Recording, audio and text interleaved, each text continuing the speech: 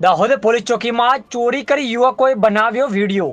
લીમખેડા તાલુકાના મોટી બાંડીબાર outpost police ચોકીમાં 3 જેટલા યુવકોએ પોલીસ કોન્સ્ટેબલના પાકીટમાંથી 2600 રૂપિયાની કરી હતી ચોરી। ચોરી કરી 3 યુવકો રીલ બનાવી રીલ સોશિયલ મીડિયામાં કરી વાયરલ।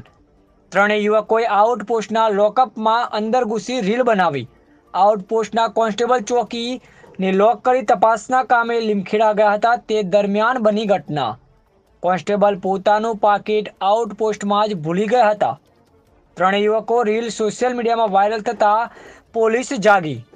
પોલીસે વિડીયોના આધારે ગણતરીના કલાકોમાં આરોપીને ઝડપી પાડ્યા। રિપોર્ટર હસમુખ પ્રજાપતિ, લીમખેડા।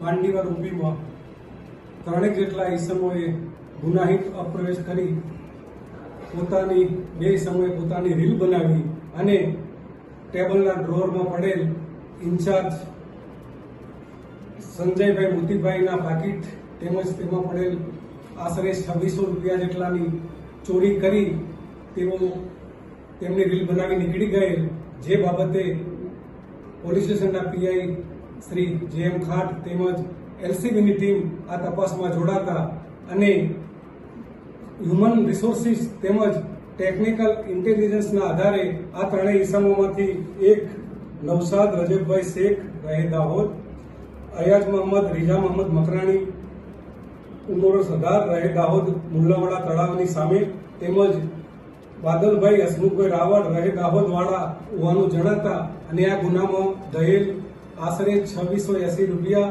તેમજ 3 મોબાઈલ અને ગુનામાંથી વાપરેલ જે હથિયાર હતું તે રિકવર કરવામાં આવેલ છે અને આ કામે 3 તમતદારોને આજરોજ નામદાર કોર્ટમાં રજૂ કરતા નામદાર કોર્ટે સોમવાર સુધીના રિમાન્ડ આપેલ છે।